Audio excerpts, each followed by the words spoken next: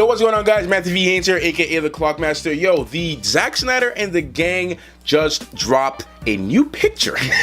Just dropped a new picture of the behind-the-scenes stuff of what's going on with the Aquaman footage. I just want to make a quick video, just discuss what's going on. Okay, guys, don't forget, if you are new to my channel, I do a lot of videos like this: movie updates, movie reviews, trailer reactions, and all that kind of stuff. So if you're interested, please subscribe. I'm trying to get to about 5,000 subscribers. So go ahead and press that subscribe button and ring the notification bell. So I'm gonna pull the picture so you guys can see if you haven't heard by now. So guys, if you look at the picture, you're obviously seeing that scene that we saw in the Aquaman footage. You guys remember it? I'll put it up right now. I keep wanting to operate.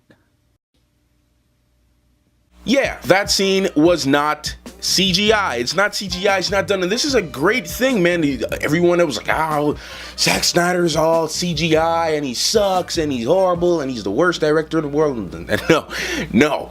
Here we go. We got Aquaman doing that whole underwater scene, which I was sort of concerned about at first, but then not so concerned as time progresses. I was seeing a lot of behind the scenes stuff.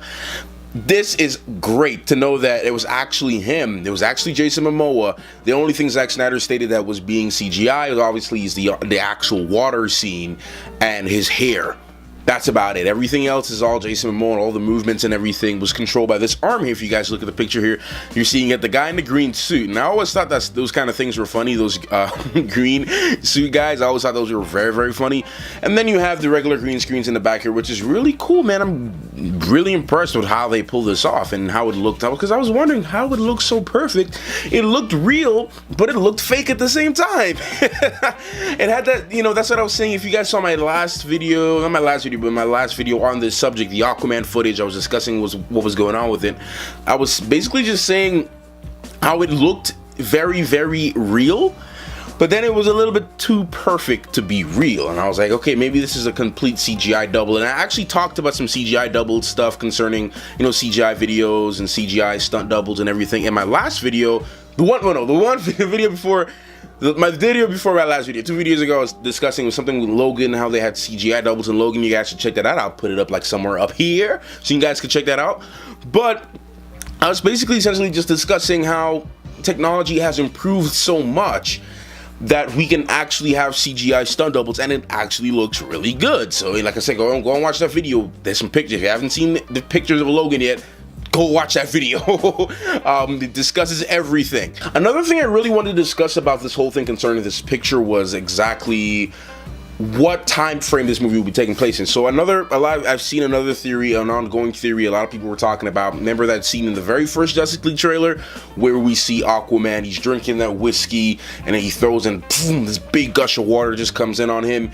People are predicting, and I think I want to agree with them, that this scene here with him underwater is actually leading up to, was actually taking place after when he got hit in the water. Maybe he's going into his suit. Maybe that scene is actually towards the end of the movie where he's, maybe Batman and everyone recruited him towards the last act or something like that, and they're trying to get everyone on the team, and he decides, you know what?